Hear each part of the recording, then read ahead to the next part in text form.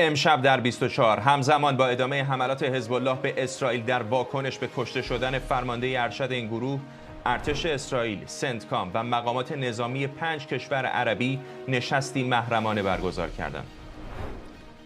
گزارش تازه رویترز از نصب سانتریفیوژهای جدید در سایت‌های فوردو و نتنز. تهران میگه واکنش جمهوری اسلامی به قطعنامه اخیر علیه برنامه هسته‌ایش ادامه داره.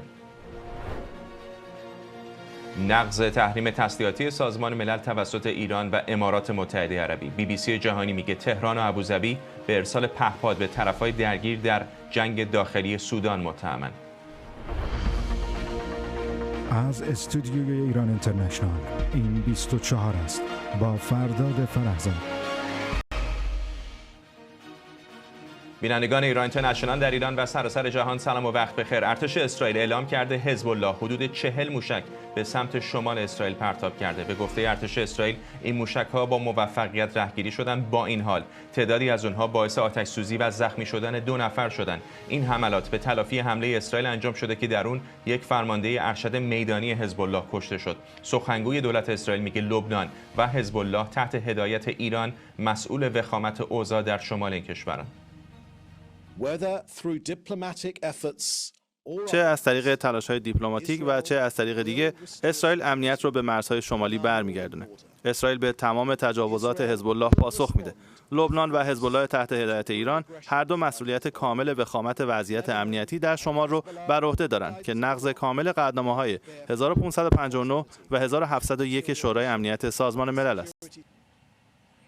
همزمان هم 2 منبع آگاه به آکسیوس گفتن مقامات ارشد اسرائیل اوایل این هفته در بحرین تحت نظارت سنتکام با همتایان عربشون در مورد همکاری‌های امنیتی منطقه دیدار کردن. به گزارش آکسیوس این نشست نشون دهنده اونه که با وجود انتقادات شدید و محکومیت عملیات نظامی اسرائیل در غزه، گفتگوها و همکاری‌های نظامی بین اسرائیل و کشورهای عرب تحت نظارت سنتکام ادامه داره. مقامات نظامی بحرین، امارات، عربستان سعودی، اردن و مصر هم در این نشست در منامه حضور داشتند. آرش علایی از کنگره آمریکا با ماست با جزئیات بیشتر در مورد که چقدر نگرانی ها الان جدی شده به خصوص اینجا در آمریکا در مورد احتمال بالا گرفتن تنش بین حزب الله و اسرائیل. ببین فقط حزب الله و اسرائیل نیست. دیروز ما در یک جلسه در کمیته اطلاعاتی مجلس نمایندگان رئیس FBI آقای کریستوفر ری اینجا بود. پشت سر هم راجع به تهدیدات حماس، جهاد اسلامی، حزب الله، گروه‌های نیابتی جمهوری اسلامی اینجا در داخل خاک آمریکا صحبت کرد در مورد حداقل 8 تبعه‌ای که از تاجیکستان جدیداً دستگیر شدن در آمریکا، با داعش خراسان همکاری داشتن، قبلا در مرز دستگیر شده بودن، بازجویی شده بودن، باز هم ولشون کرده بودن، وارد آمریکا شده بودن و الان نگرانی ها بیشتر و بیشتر داره میشه. لحن دولت بایدن هم به آرامی در حال تغییر هست. صحبت هایی که جیک سالیوان کرد قبل از اینکه سفر کنن به اجلاس G7 در ایتالیا در موردی که دولت بایدن آماده حتی رویارویی نظامی با جمهوری اسلامی است، گزینه‌های زیادی روی میز دولت بایدن هست.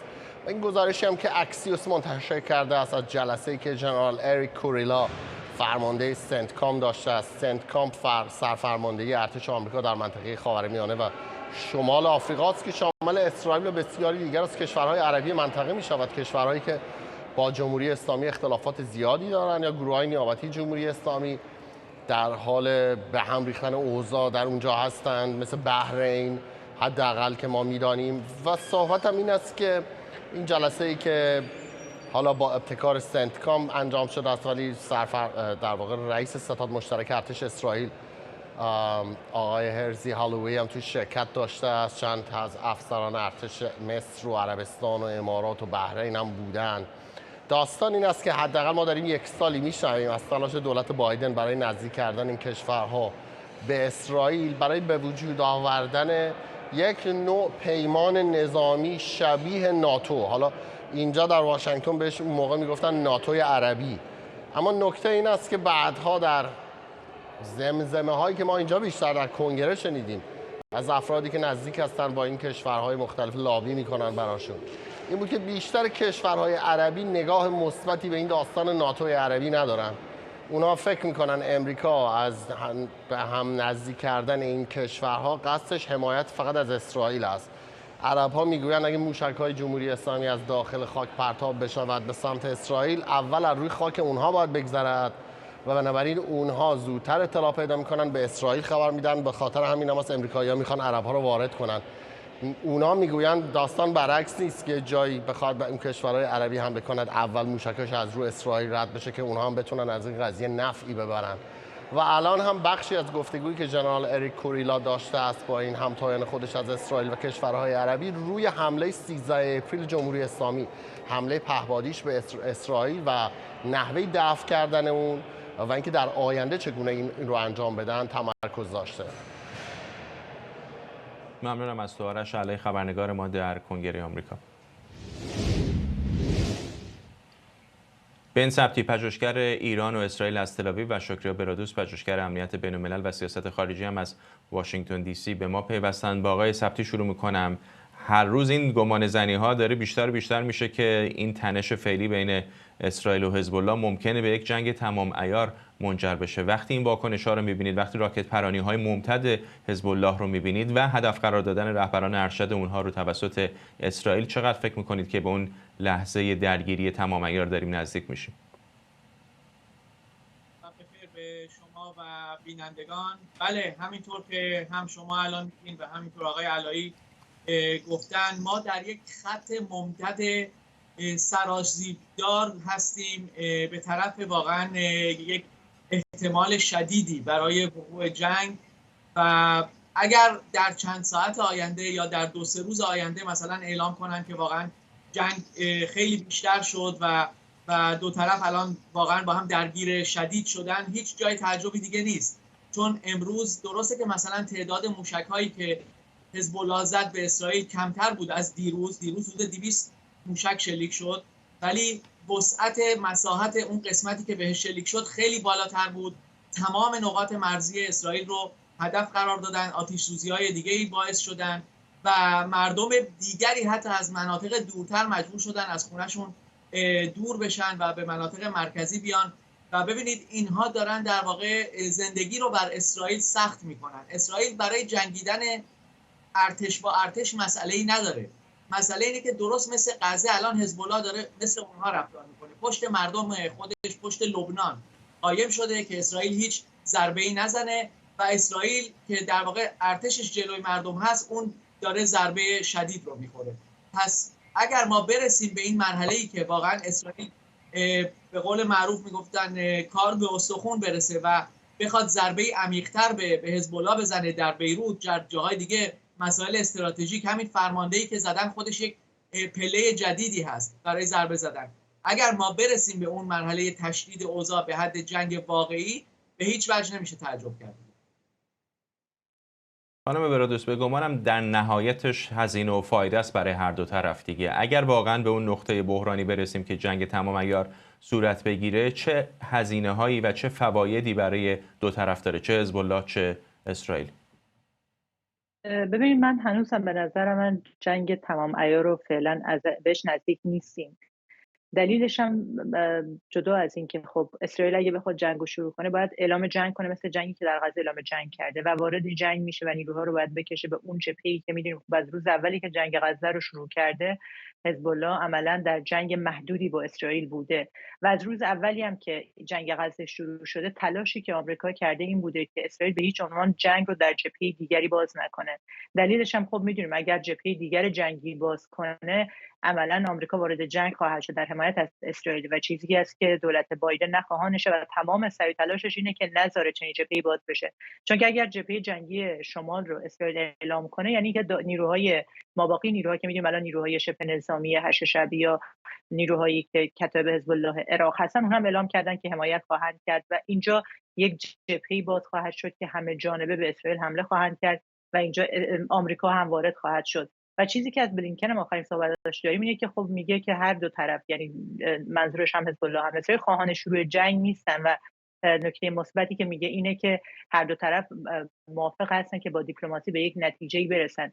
و چیزی که میگید خب فایدهش چیه؟ به نظر من هر دو طرف هم فایده دارن هم ضرر. اگه فایده اسرائیل رو در نظر بگیریم که من قبلا گفتم اینه که مقامات بلندپایه حماس و حزب الله رو مورد هدف قرار میده مقاماتی که قبلا هم اطلاعاتشو داشته و تا الان چون که اعلام جنگ نکرده بود و اینکه مثلا عکس العملی که الان حزب الله نشون داده بیش از 200 راکت زده به اسرائیل، این فرماندهی که این دومین فرمانده از ابوطالب بعد از فرمانده قبلی که طویل حزب الله میگه، خب الجزیره میگه این دو تا فرمانده بودن که حزب الله خیلی عکس العمل خیلی شدیدی نشون داده و ما نمیدونیم که ساختار نظامی حزب الله چگونه است. یعنی اینکه نکته‌ای که اسرائیل زده نکته خیلی حساس و قوی بوده علیه حزب الله و بدون اینکه اعلام جمع کنه احتمال این زیاده که اسرائیل تا شهرهای مرکزی لبنان هم بره و مراکز حزب الله رو مورد هدف قرار بده و اینکه ذخایری که حزب الله داره با این حملاتش به اسرائیل ذخایرش محدود میشن، مخصوصا اینکه اسرائیل داره تمام راه رسیدن این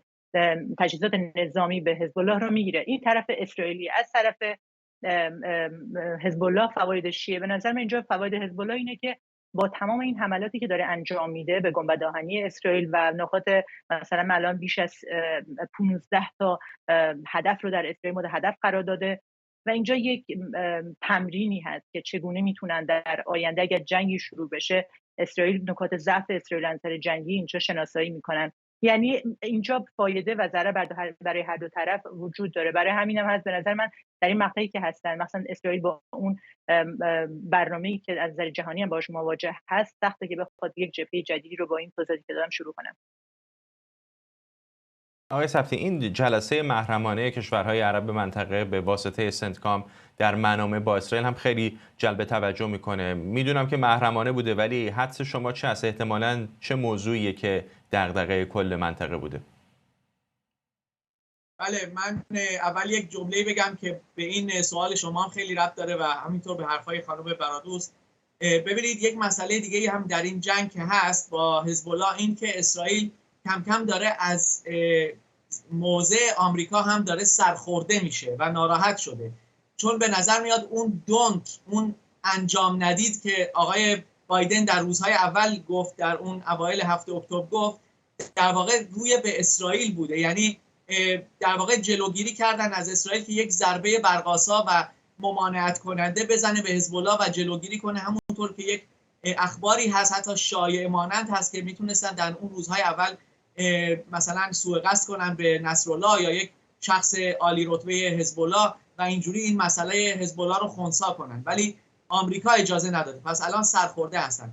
و این چرا ربط داره به سوال شما؟ چون در واقع اسرائیل میخواد از دو طرف امن باشه. درسته که آمریکا پشت اسرائیل هست ولی در واقع ما در این منطقه، در این محله پرتنش و پر از لات میشه گفت زندگی میکنیم، پر از این هم گروه‌های خرابکاری که در رأسشون جمهوری اسلامی هست و بی‌ثباتی که هست که رنج میبریم، نه فقط ما، همینطور کشورهای کوچک دیگه. و اگر این ائتلاف به وجود بیاد و همینطور به خاطر همین آقای حلوی رئیس ستاد ارتش رفته وسط جنگ، رفته به اونجا. چرا؟ چون ارزش یک همچین ائتلافی برای حتی چند روز آینده، چند هفته آینده، ما نتیجه این موضوع رو در اون شبی که جمهوری اسلامی به اسرائیل حمله کرد و دیدیم که هواپیماهای اردن، کشورهای دیگه در مقابل اون ایستادن. پس اگر این ائتلاف در این محله وقتی لازم بشه، وقتی فوراً لازم بشه و حتی سنتکام یکم مکس بکنه، فرمان از آمریکا نیاد بیاد، این کشورها میتونن واقعا با هم برای هم پشت هم رو بگیرن و از همدیگه دفاع کنن. چاره‌ای غیر از این ما نداریم، چون در این محله بی‌ثبات مسئله دار خاورمیانه فقط و فقط ما میتونیم پشت هم باشیم. و اگر آمریکا حالا سنتکام سمبولیک مثلا این مراسم رو برگزار کرده، این جلسه رو برگزار کرده، ولی همونطور که من گفتم نسبت امید به آمریکا در اسرائیل داره کم میشه و امید به کشورهای همسایه و حتی کشورهای کوچک با این که هستن ولی ظرفیت بیشتری دارن، داره امید به اونها بیشتر میشه. خانم برادوست، اگر همچین اتفاقی بیفته یک منطقه‌ای رو برای ما تصویر بکنید که حضور آمریکا خیلی کمرنگتر از امروز هست ولی ائتلاف‌های جدیدی شکل گرفته یا همکاری‌های بیشتری شکل گرفته بین اسرائیل و کشورهای عرب منطقه. گرفت، چون که الان هم کشور عربی درسته خب به طرف شرق و به طرف چین رفتن، ولی از نظر بیشتر اقتصادی، از نظر امنیتی نمیتونن زیاد رو چین حساب کنن.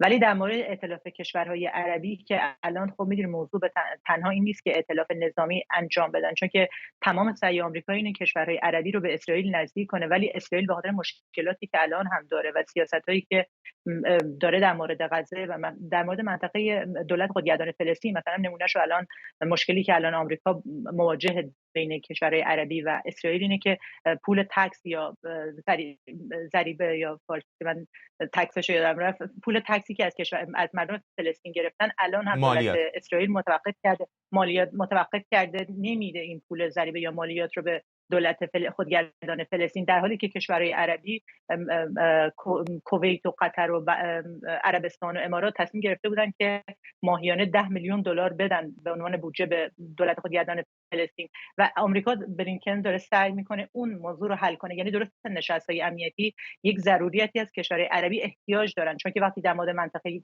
صحبت میکنیم که شبه نظامی ها میتونن مورد حمایت ایران میتونن منطقه رو ناامن کنن، این به ضرر همون پروژه امنیت اقتصادی از کشورهای عربی دارن که برای چنین امنیتی احتیاج به حمایت آمریکا دارن.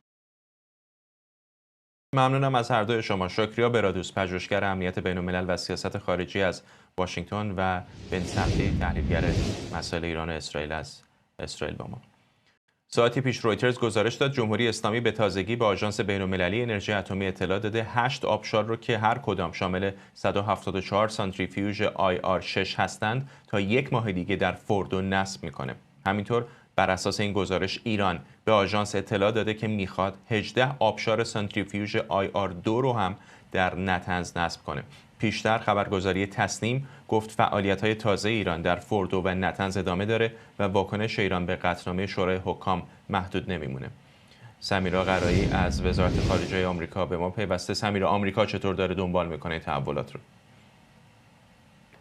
آمریکا میدونیم پیش از اینکه قطعنامه توبیخی آژانس بین‌المللی انرژی هسته‌ای بیاد، گزارش‌هایی مخابره شده بود که مخالف هستند با اینکه این قطعنامه بخواد صادر بشه، هرچند که به شکل گسترده اون گزارش‌ها رو رد کردند. اما خب الان داریم اقدامات واکنشی جمهوری اسلامی رو به اون قطعنامه می‌بینیم. کنفرانس خبری وزارت خارجه دقایقی پیش فرداد اینجا در واشنگتن تمام شد. من از متیو میلر سخنگوی وزارت خارجه در این رابطه پرسیدم که خب این گزارش‌ها رو دیدید که رویترز روز پنجشنبه مخابره کرده در این رابطه که جمهوری اسلامی چگونه داره واکنششون میده به اون قطعنامه. نظر شما چه هست؟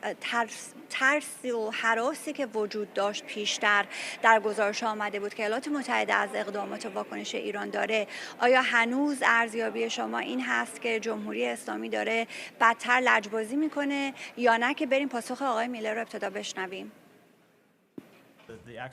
اقدامات انجام شده یا اقداماتی که شورای حکام در گزارشی که منتشر کرده ادعاهای ایران مبنی بر این که برنامه هسته‌ای صلح‌آمیزه رو تضعیف میکنه. این اقدامات فقط نگرانی‌های ابراز شده توسط شورای حکام آژانس در هفته گذشته رو تقویت میکنه. اگه اجرا بشن ما بر اساس همون اقدامات پاسخ میدیم. فرداد صحبت‌های آقای میلر رو میشنیدیم که واکنش آمریکا این هست که اگر آن چیزی که بازرسان آژانس از داخل ایران روز پنجشنبه گزارش دادند به تایید آژانس برسه که جمهوری اسلامی این اقدامات رو داره انجام میده، در واکنش ایالات متحده هم پاسخ درخوری رو خواهد داد. حالا اینکه جمهوری اسلامی این آبشارها رو نصب کرده، این رو اول بگم که روز چهارشنبه رویترز آمد به نقل از دیپلمات‌های آگاه در وین گفت که جمهوری اسلامی برای تلافی آمده و تصمیم گرفته که سانتریفیوژ پیشرفته نصب بکنه هم در فوردو و هم در نتنز. و آن زمان روز گذشته گفتند که بازرسان آژانس از داخل ایران گزارشی رو به سمع و نظر اعضا خواهند رسوند که اون گزارش دقیق تر به ما خواهد گفت که جمهوری اسلامی چه کاری داره انجام میده. پنجشنبه گزارش آمد، باز طبق سنت همیشگی به رویت رویترز رسید و بر اساس این گزارش که خودت هم اشاره کردی 18 تا آبشار سانتریفیوژی رو در نتنز بنا داره که نصب بکنه و 8 تا آبشار سانتریفیوژی رو در فوردو. 8 تا آبشار در فوردو، هر آبشار 174 سانتریفیوژ آیار 6 هست. آیار 6 سانتریفیوژ پیشرفته‌ای هست که به موجب برجام جمهوری اسلامی اجازه استفاده استفاده از این سانتریفیوژ رو نداره. اینها رو روز یکشنبه و دوشنبه جمهوری اسلامی به اطلاع آژانس رسونده. روز سه‌شنبه یک روز بعد آژانس بازرسانش رو فرستاده و از اون 8 آبشاری که جمهوری اسلامی مدعی شده بود 2 تا رو نصب کرده. اما این نصب کردن ها الزاماً به معنای این نیست که داره غنیسازی رو با این سانتریفیوژ های پیشرفته انجام میده که گاز هگزافلوراید رو تزریق کرده به این سانتریفیوژ ها. پیشتر 18 ماه پیش که ما قطعنامه‌های توبیخی دیگری علیه برنامه هسته ایران داشتیم، در آن زمان هم همین تهدیدی رو کرده بود که سانتریفیوژ پیشرفته بیشتری رو میبرم نصب میکنم و این کار رو هم کرده بود، ولی بر اساس گزارش‌ها که از همین رویترز میآمد گازرسانی انجام نداده بود، به این معنی که فقط این سانتریفیوژها رو نصب کرده و عمل غنیسازی اورانیوم در سطح 60% رو با این سانتریفیوژها انجام نداده. پس اگر برگردیم به صحبت‌های میلر که میگه اگر آژانس تایید بکنه ما هم واکنش درخور نشون خواهیم داد، به این معنی است که این سانتریفیوژها رو جمهوری اسلامی اونجا گذاشته، 2 آبشار رو میدونیم گذاشته، روز سه‌شنبه تایید شده. اما اینکه این سانتریفیوژها رو به کار بیاندازه یک داستان دیگری است و شاید واکنش‌های درخور دیگری اونطور که آقای میلر میگه در پی داشته باشه. ممنونم از تو سمیرا قرایی از وزارت خارجه آمریکا با ما. خب تصاویر زنده داریم از شهر فاسونو در جنوب ایتالیا، جایی که جو بایدن رئیس جمهوری آمریکا در کنار همتای اوکراینیش ولادیمیر زلنسکی داره صحبت میکنه. همین لحظاتی پیش آقای بایدن گفت که در این نشست گروه 7 با همتایان اروپاییش به توافقاتی دسترسی پیدا کردن، از جمله اینکه 280 میلیارد دلاری از دارایی‌های فدراسیون روسیه که در داخل اتحادیه اروپا مسدود شده، دست کم 50 میلیارد دلار از اون به اوکراین اختصاص داده بشه. تصاویر زنده رو می‌بینید از کنفرانس خبری رئیس جمهوری آمریکا جو بایدن در کنار همتای اوکراینیش ولادیمیر زلنسکی در حاشیه نشست گروه 7 در ایتالیا.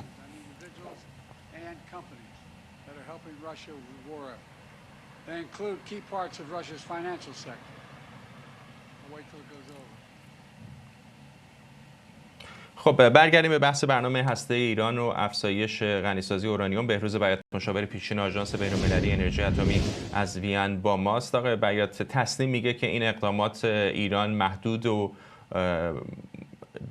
به همینی که الان هست نخواهد بود و افزایش خواهند داد. فکر میکنید که در خلأ یک توافق هسته‌ای در بین ایران و ایالات متحده آمریکا و طرف‌های دیگر مرحله بعدی چه خواهد بود بین آژانس و ایران؟ ایران جمهوری اسلامی چقدر میتونه تغییر بده؟ واقعیت اینه که جمهوری اسلامی الان میتونه در فاصله خیلی کوتاهی به اندازه کافی اورانیوم غنی شده برای ساختن بمب تولید بکنه. حالا فرض کنیم اینو یک کمی هم تندتر بکنه. یعنی در اصل قضیه تغییری نمیده این کاری که جمهوری اسلامی میکنه.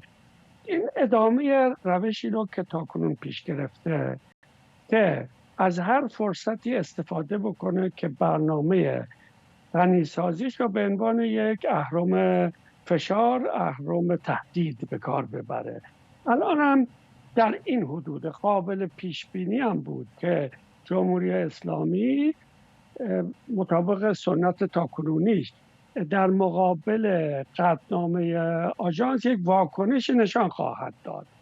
ولی همان گونه که قطعنامه آژانس شدت و حدت نداره، مثلا برای نمونه بهتون بگم قطعنامه آژانس یه نکته مهمش که میتونست واقعا باشه اثرگذار این بود که اگر درخواست یک گزارش جامع از رئیس آژانس میکرد که به این ترتیب نکرد، گفته ممکن است، یعنی میخوام بگم این قطعنامه شدت و حدت نداشت، واکنش جمهوری اسلامی هم در همین حدود خواهد بود. البته خب مثلا امروز در تصمیم میخواندم گفته در سایت استراتژیکشون، نگاه کنید میگن یک جایی که خیلی محدوده، زیر کوک خیلی کار صنعتی نمیشه بهش کرد. وقتی اسمش استراتژیک میذاره یعنی معلومه که قصدت چیه، یعنی که اونجا یه جایی که لحاظ نظامی خب حفاظت شدن. در هر حال این که در لحظه کنونی هیچ کدوم مانند قطعنامه و کاری که جمهوری اسلامی کرده کار ویژه‌ای نیست، منتها باید قطعنامه رو در نظر بگیریم، قطعنامه شورای امنیت در ارتباط با این که طبق قطعنامه شورای امنیت 2231 بعد 10 سال مکانیزم ماشه ممکنه منتفی بشه و از این لحاظ این کاری که اروپایی‌ها میکنن شاید یا به احتمال قوی تدارک این وضعیتیه که اگر تا آن زمان نتونن راه حلی پیدا کنن، آمادگی پیدا بکنن که مکانیزم ماشه رو فعال بکنن، چون اگه دیر بشه دیگه گذشته. متوجه؟ زیرا که مثلا چه گفتم که قطعنامه شورای حکام چندان اثرمند در لحظه کنونی نیست، زیرا که خود جمهوری اسلامی مثل اخیراً توجه نکرده، فرستادنش به شورای امنیت نتیجه بخش نیست. شاید هم این که امریکایی‌ها مقاومت میکردن اندکی در مقابل این قطعنامه اروپایی‌ها به این علت بود که انتظار داشتن که جمهوری اسلامی همچنین رفتاری بکنه که الان میکنه، بدون اینکه وسیله سفت و سخت و محکمی در مقابلش داشته باشد، مگر اینکه اروپایی‌ها همین چیزی رو که قبلا گفتم تدارک به وسیله این قطعنامه تدارک آن را ببینن که به موقع مکانیزم ماشه رو در صورت لزوم فعال بکنن. ممنونم از شما. بهروز بیات، مشاور پیشین آژانس بین‌المللی انرژی اتمی از وین. لوی آرنو، گروگان فرانسوی زندانی در ایران، یک روز بعد از آزادی به فرانسه بازگشت. این شهروند 36 ساله فرانسوی در جریان اعتراضات سراسری ایران بازداشت و به اتهام تبلیغ علیه نظام و اقدام علیه امنیت ملی جمهوری اسلامی به 5 سال زندان محکوم شده بود. مقامات فرانسوی بازداشت او را خودسرانه و اتهاماتش رو ساختگی و غیر واقعی خونده بودند. نیلوفر پور ابراهیم گزارش میده. آرنو، شهروند فرانسوی زندانی در ایران، بعد از حدود 2 سال که از بازداشتش میگذشت بالاخره آزاد شد و به فرانسه برگشت. در فرودگاه بورژه در شمال پاریس مورد استقبال وزیر امور خارجه فرانسه و خانواده‌اش قرار گرفت. کسانی که در واقع در این مراسم حضور داشتن میگن که او لبخند بر لب داشت اما بسیار خسته بود. وزیر خارجه فرانسه استقبال کرد از این اقدام و همینطور تشکر کرد از طرفهای یا دوستان عمانی فرانسه برای کمک به این آزادسازی. از طرف دیگه خواستار آزادی 3 شهروند فرانسوی دیگه که همچنان در ایران زندانی هستند شد ژاک بقی، سیسیل کوهلر و همینطور اولیویه، شخصی که از او اطلاعات بیشتری در دست نیست. وزیر خارجه فرانسه همینطور دفاع کرد از اقدام این کشور، سیاست این کشور برای گفتگو با ایران، با وجود به گفته خودش اختلافات عمیقی که بین 2 کشور وجود داره و گفت نتیجه همین اختلاف و گفتگو هاست که در واقع منجر شده به آزادی این شهروند فرانسوی. رسانه‌های فرانسوی به نقل از منابع دیپلماتیک میگن مذاکرات برای آزادسازی این شهروند فرانسوی از ماه‌ها پیش آغاز شده بین وزیر خارجه فرانسه استفان سژورنه و حسین امیرعبداللهیان وزیر خارجه پیشین جمهوری اسلامی و حالا به نتیجه رسیده. هرچند که گمانه‌زنی‌های مطرح میشه در مورد اینکه این احتمال وجود داره که بازداشت بشیر بیازار، مدیر سابق مرکز دفتر موسیقی صدا و سیمای جمهوری اسلامی، به این در واقع پرونده بی ربط نبوده باشه، هرچند که چنین چیزی تایید نشده. میدونیم که جمهوری اسلامی معمولاً از زندانی کردن شهروندان اروپایی یا 2 تابعیتی برای اعمال فشار بر کشورهای اروپایی و غربی استفاده میکنه و حتی اونها رو مبادله میکنه. در این شرایط و در این مورد هنوز مشخص نیست که فرانسه برای آزادی شهروندش چه بهایی رو پرداخت کرده و چه اقدامی رو انجام انجام داده. احتمالاً در روزهای آینده بیشتر در این مورد خواهیم دونست، ولی فرانسه در این ماه‌های گذشته انتقادات بسیار شدیدی رو انجام داده نسبت به سیاست، به گفته دولت فرانسه، باجگیری و گروگانگیری دولتی که جمهوری اسلامی انجام میده با بازداشت خودسرانه شهروندان اروپایی و اتهامات اونها رو ساختگی و بازداشتشون رو خودسرانه میدونه. نیلوفر پور ابراهیم گزارش میداد. رضا علیجانی فعال و تحلیلگر سیاسی از پاریس با مساق علیجانی همکارم هم کوتاه اشاره کرد، هرچند در این لحظه هنوز سند و مدرکی وجود نداره، ولی بر اساس رفتار و کارنامه جمهوری اسلامی چقدر فکر میکنید که ممکن هست که آزادی او مرتبط باشه با اخراج بشیر بی‌آزار، مدیر پیشین اداره موسیقی صدا و سیما از فرانسه؟ با سلام. همونطور که آقای فرزاد خودتون و خانم پور ابراهیم اشاره کردن، هنوز سندی در دست نیست و مذاکرات هم ممکنه قبل از بازداشت بشیر بی‌آزار در این باره شروع شده باشه، ولی به هر حال سوابق نشون میده که بی ارتباط نیست. شاید دو نکته رو اشاره بکنم بد نباشه. یکی این که خب دستگاه تبلیغاتی جمهوری اسلامی رو بشیر بی‌آزار خیلی فعال شد، یعنی به هر حال نشون داد که یه چیزکی هست. از دیگه آقای در لندن که گفت این اتهامش اینه که یکی از توییت‌های منو ریتوییت کرده و این خلاف آزادی بیانه. خب اگه به خاطر ریتوییت مثلا توییتی آقای ایشونو گرفتن، چرا اصل ماجرا رو نگرفتن؟ یعنی خب یه حرف خیلی مضحک هست. ولی از این آقا در خارج از کشور بگیریم، سخنگوی وزارت خارجه تا حتی افراد جوانتری که با اطلاعات سپاه کار میکنن و بخش مهمی از این رسانه‌های تبلیغی جمهوری اسلامی روی این آقا فعال شدن و این نشون میده که خب به هر حال یه چیزی هست. من ارجاع بدم به دفترچه‌ای که از اسدالله اسدی گرفته بودن و نشون میداد که جمهوری اسلامی در خارج از کشور داره کارهای امنیتی میکنه، کارهای اطلاعاتی میکنه و حتی گاه کارهای تروریستی میکنه. خب اون پروژه که با گرفتن آقای اسدالله اسدی تعطیل نشده و اشکال مختلف ادامه داره. پلیس امنیت فرانسه معمولا اطلاعاتشو زیاد رو نمیکنه، حالا یا به دلیل محافظه‌کاری سیاسی یا به دلیل ضرورت‌های امنیتی که اون اطلاعات نسوزه و بتونن روش فعال بشن. حالا این یه نکته است. نکته دوم هم اینه که برخلاف این ادعاهایی که جمهوری اسلامی میکنه که یه آدمی رو مثلا فقط به خاطر حمایت از فلسطین دستگیر کردن، که خب این عجیبه، این همه جوان میان تو پاریس تظاهرات میکنن به نفع فلسطین، چرا کسی رو نمیگیرن؟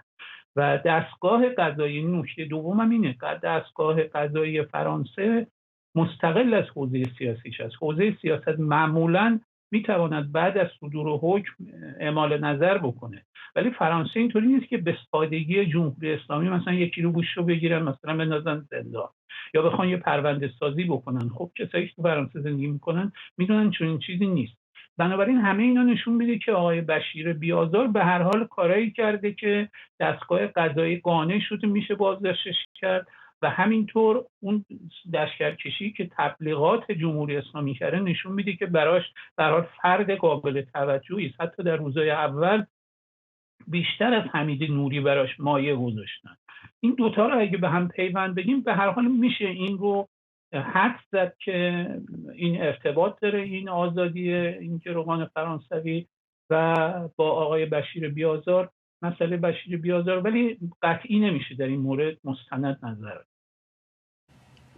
چقدر فکر میکنید که همزمانی این آزادی شهروند فرانسوی از ایران با فشارهایی که فرانسه به خصوص در آژانس بین‌المللی انرژی اتمی داره میاره روی برنامه هسته ایران و خواهان فشارهای بیشتری هم هست روی برنامه هسته‌ایش میتونه مرتبط باشه؟ این مدت ها شایع است که داره مذاکراتی صورت میگیره، هم با اروپایی‌ها هم با آمریکایی‌ها، را با واسطه تو کشورهای عربی.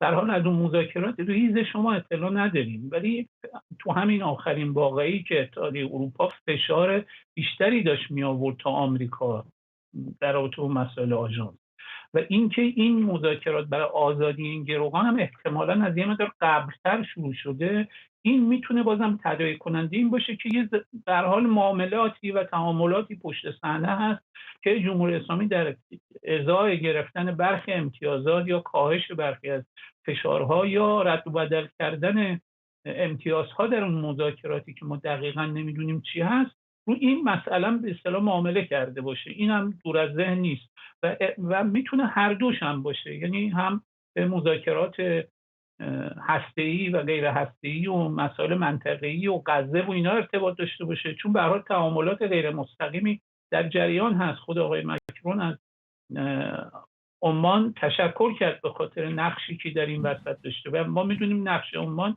بیشتر از این حرف هست. بنابراین ما هم دولت فرانسه داره پنهانکاری میکنه، هم جمهوری اسلامی که خب ذاتاً پنهانکار هست و هم نفس کارهایی که جمهوری اسلامی داره در اروپا میکنه کارهای خلاف هست و باید در سایه باقی بمونه. بنابراین ما بیشتر از حدس و گمان یعنی بالاتر نمیتونیم بریم، ولی توابق میتونه برخی نظریات رو پررنگ بکنه، از جمله معامله سیاسی پشت صحنه جمهوری اسلامی و فرانسه. ممنونم از شما. رضا علیجانی، فعال و تحلیلگر سیاسی از پاریس. BBC میگه طرفهای درگیر در جنگ داخلی سودان از پهپادهای ساخت ایران و امارات متحده عربی استفاده کردند. در این گزارش آمده ایران و امارات با ارسال هواپیماهای بدون سرنشین به طرفهای درگیر در این جنگ به نقض تحریم‌های سازمان ملل متهم هستند. بنا به گزارش‌ها شماری از پهپادهای منهدم شده در جنگ داخلی سودان از نوع پهپاد ایرانی مهاجر 6 و پهپاد سجیل 3 بوده. مریم منظوری، روزنامه‌نگار از واشنگتن با ماست. چه نکات مهمی در این گزارش دیدید خانم منظوری؟ با سلام به شما آقای فرزاد. سودان الان میدونیم که 14 ماهی که صحنه جنگ و کشتار و درگیری و بدبختی 9 میلیون نفر آواره شدن و بیش از 16,000 نفر طبق آمار رسمی کشته شدن. در شرایط بعد از کودتا و اون هرج و مرج و ناآرامی که وجود داشته، الان این کشور دچار درگیری بین ارتش و نیروهای پشتیبانی فوری هستن که این دو طرف دارن با هم می‌جنگن و الان چند ماهی هست که گفته میشه که جمهوری اسلامی پهپادهاش رو به ارتش سودان میده و در گزارش‌های هم شنیدیم که امارات متحده عربی پهپادهایی رو در اختیار طرف مقابل یعنی نیروهای پشتیبانی فوری قرار داده. ارتش سودان شرق و مثلا سواحل دریای سرخ رو در اختیار داره و در مقابل نیروهای پشتیبانی فوری مناطق غربی رو در اختیار دارن و در ماه‌های اخیر بعد از رسیدن پهپادهای ایرانی به دست ارتش سودان در واقع زمین نبرد به نفع ارتش سودان تغییر پیدا کرده و تونستن که نیروهای پشتیبانی فوری رو از بسیاری از شهرها و مناطق بیرون برانند و موفقیت‌ها و دستاوردهایی رو در روی زمین داشته باشند. الان BBC عربی در واقع شواهد و قرائنی رو بررسی کرده که در ماه‌های گذشته مطرح شده بود، اونها رو راستی آزمایی کرده و تایید کرده که در چند ماه گذشته مطالبی که در رسانه‌های خاورمیانه‌ای و غربی مطرح میشد صحت دارن، از جمله اینکه بقایای یک پهپاد سرنگون شده مهاجر 6 همونطور که شما گفتید مورد بررسی قرار گرفته و تایید شده و همینطور پهپاد محلی که از روی پهپاد ابابیل 3 ساخته شده بود و کار جمهوری اسلامی و امارات متحده عربی در ارائه پهپاد به دو طرف نقض قطعنامه شورای امنیت در سال 2005 هست که ارائه سلاح به دولت سودان و به گروه‌های مسلح در دارفور رو ممنوع اعلام کرده بود. اما آنچه که مهمتر هست به نظر من اینه که به دنبال چه هستن جمهوری اسلامی و امارات، به دنبال چه هستن؟ هر دوی اینها به دنبال منافع اقتصادی و داشتن یک پایگاه در منطقه دریای سرخن. چند هفته پیش وال استریت جورنال به نقل از یک مقام اطلاعاتی سودانی نوشت که جمهوری اسلامی به سودان فشار آورده که در ازای ارائه این پهپادها به سودان به ایران در واقع اجازه بده که در ساحل دریای سرخ یک پایگاه دریایی تأسیس کنه و سودان به عنوان یکی از امضا کنندگان توافق ابراهیم برای عادی‌سازی با اسرائیل این درخواست رو رد کرده بود، احتمالاً برای اینکه عصبانی نکنه آمریکا و اسرائیل رو. چنین اقدامی اگر اتفاق میافتاد به تهران این امکان رو میداد که بر یکی از پرترددترین مسیرهای دریایی جهان نظارت و کنترل داشته باشه، به حوثی‌های یمن نزدیک باشه و تردد دریایی در کانال سوئز و اسرائیل رو تحت نظر بگیره.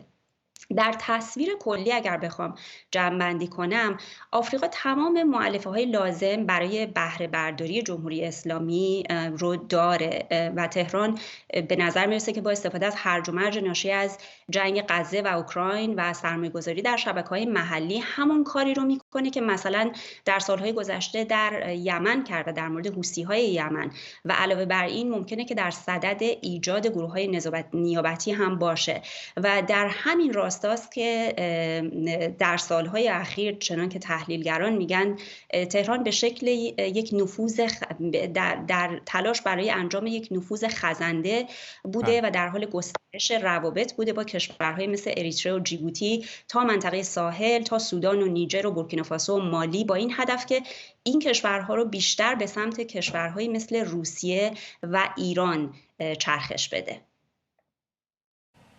ممنونم از شما مریم منظوری، روزنامه‌نگار از واشنگتن. علی سدزاده تحلیلگر مسائل خاورمیانه از فرانکفورت با ما. سدزاده، ایران واقعا منافع استراتژیک داره در سودان یا بیشتر فکر می‌کنید منافع تجاری هستش که باعث شده این پهپادها رو بفروشن؟ بیشتر منافع استراتژیکه. منافع به اصطلاح تجاری و مالی عربستان امارات متحده عربی داره. ایران قبلا هم این کار رو میکرد، سعی میکرد در سودان گروه‌های شیعه درست کنه، محلی رو به اصطلاح مقرهایی رو تأسیس بکنه که بتونه از اونجا به اصطلاح مکانی باشه برای مبارزه با اسرائیل. پس از اون انقلاب ناکام سودان که در 2016 در حقیقت باعث شد که روابط ایران و سودان به هم بخوره، تمام این برنامه‌های گذشته‌ای رو که ایران در زمان البشیر داشت در سودان ادامه میداد به هم خورد. از زمان شروع جنگ داخلی ایران سعی میکنه که دوباره همونطور که مهمان قبلی گفت، چون شرایط براش آماده است، شرایط جنگ داخلی همیشه برای جمهوری اسلامی یک بستری است که میتونه اونجا وارد بشه و به یکی از طرفهای این جنگ داخلی کمک بکنه.